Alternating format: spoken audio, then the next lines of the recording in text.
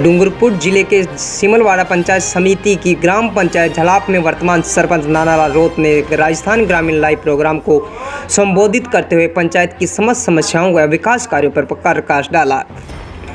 वार्ता के दौरान उन्होंने पंचायत के हर वंचित विकास को पूर्ण करवाना अपने मुख्य उद्देश्य बताया। आइए सुनते हैं सरपंच नानालाल रोत के अपने पंचायत के प्रति विचारों को।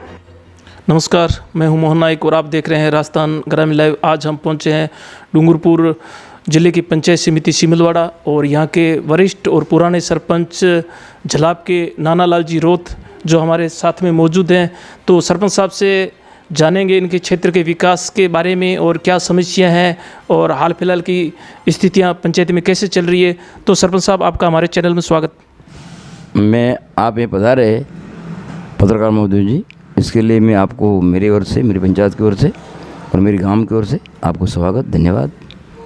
तो सरपंच साहब, हम आपसे जानना चाहते हैं कि आप सिमलवाड़ा क्या डूंगरपुर के भी पुराने सरपंचों में से हो, वरिष्ठ सरपंच हो, तो आपका ये राजनीतिक करियर कब से आपने शुरुआत की? मतलब मैंने राजनीति शुरुआत की, मेरे कम से कम मेरी उम्र थी 30 साल की। 30 साल की उम्र थी। इस टाइम में मैं 2 बार तो वार्ड प्रधान बना मांडली पंचायत में, और वो पुनर्गठन हुआ, इसमें मैं ये झलाप में जुड़ गया। तो झलाप में जुड़ते मैं डायरेक्ट सरपंच बना 2002 में। 2002 से लेके अब तक आप वर्तमान कार्यकाल में लगातार आपके परिवार में और आप मतलब सरपंच बनते आ रहे हैं। तो पहले की राजनीति और अब की जो राजनीति चल रही है सरपंचों की, इसमें आप क्या फर्क महसूस करते हो? देखो सर, ऐसा है कि पहले राजनीति नहीं थी, सेवा की भावना थी, लोगों की सेवा की भावना थी, राजनीति नहीं करने की। जो राजनीति करे वो आदमी फैल जाते हैं, क्योंकि सेवा की भावना, जो अपन पद पे बैठे तो हर लोगों की सेवा करनी पड़ती है।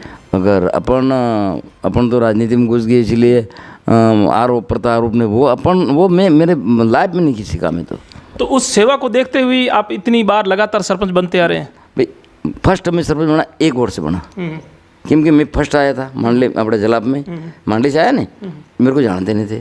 फिर इसके बाद में दूसरी बार 1 वर्ष आ रहा हुआ आदमी मेरे सामने जीता भी नहीं। ठीक समझे।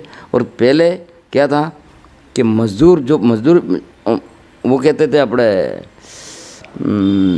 राहत, ये जो नरेगा नहीं था, अकाल राहत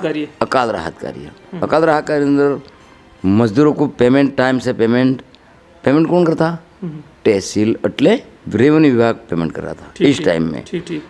इसके बाद में पेमेंट दिया पंचायतों को, तो पंचायत के खाते में पैसे डाल देते, तो पंचायत ला करके मजदूरों को पेमेंट कर देती नाप तोल के हिसाब से।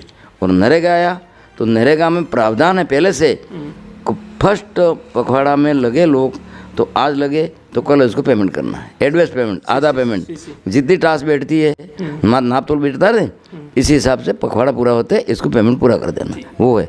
ये तो अभी तो लगभग पता ही नहीं साला कब पेमेंट होता है।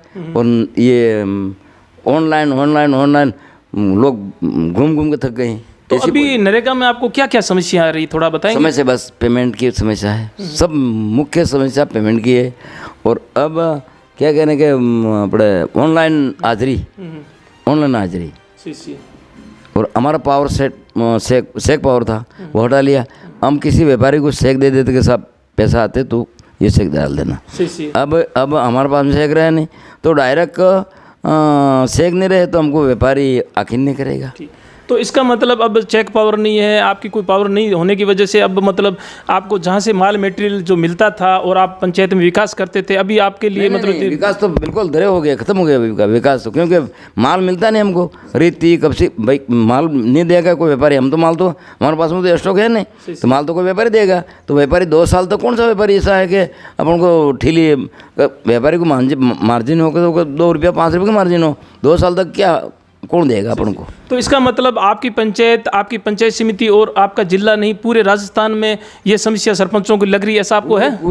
पूरा राजस्थान में नहीं, पूरा वर्ल्ड में ये नरेगा जो शुरू किया नहीं, मनमोहन जी प्रधानमंत्री थे, सोनिया गांधी ने संविधान में लिखा कि भाई मजदूरों को रोजगार दिया, हर हाथ मतलब रोजगार गारंटी दिया जाए, रोजगार गरीब अमीर सबको रोजगार दिया जाए, तो वो संविधान है। तो इसने अभी क्या किया कि नहीं, वो तो ऑनलाइन मस्टॉल।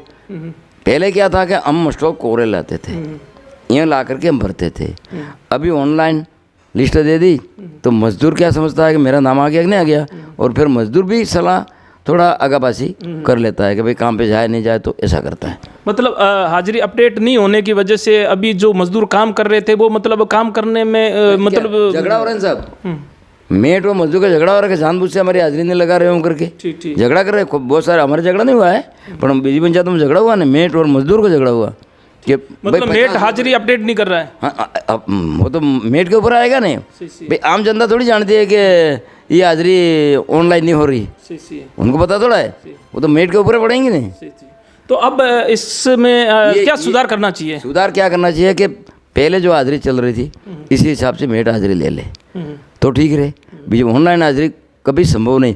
दूसरे लोग तो अमुक जगह तो ये झालावाड़ तरफ तो पहाड़ी पर ये कहीं सड़के हाजिरी लेते तब जाके लगती है, हाजिरी नहीं लग रही है। हाँ, मेट वो झाड़ पे सड़ता है, ऐसा है, पोजीशन ऐसी हो गई है, नहीं लगता है नहीं। तो इसके बाद में अभी भी आपकी पंचायत की मुख्य क्या समस्याएं हैं? मेरी पंचायत में मुख्य समस्या वही है कि एफटीए नहीं हो रहा है खास। मेरी पंचायत में पूरी राजस्थान की बात है। और दूसरी बात क्या है कि मेरे पास 1 करोड़ का काम पेंडिंग पड़ा है, पर मेरे को कोई व्यापारी माल देते नहीं। ठीक तो कैसे काम पूरा करूँगा? सीसी रोड है, ये शौचालय भी हैं और शेक डैम वगैरह हैं सब, पर अब काम कैसे करूँगा? व्यापारी तो देने के लिए तैयार है नहीं, कोई पहले दिए वो दो, और उनको पता थोड़ा कि भाई कहाँ से पैसा आ रहा है, वो तो व्यापारी तो माल दे के पैसा मांगेगा। तो आप सरकार से क्या मांग करना चाहेंगे? यहाँ के सरपंचों की मांग जल्दी से जल्दी हमारे व्यापारी के फर्म में पैसा डाले, जो भी फर्म में पैसा डाले, या नहीं तो हमारे पंचायत के खाता है इसमें पैसा डाले, और तो हमें लोगों को पेमेंट कर दे तो हमें फ्री हो। तो सरपंच साहब, हमें समय देने के लिए धन्यवाद। धन्यवाद आपको भी।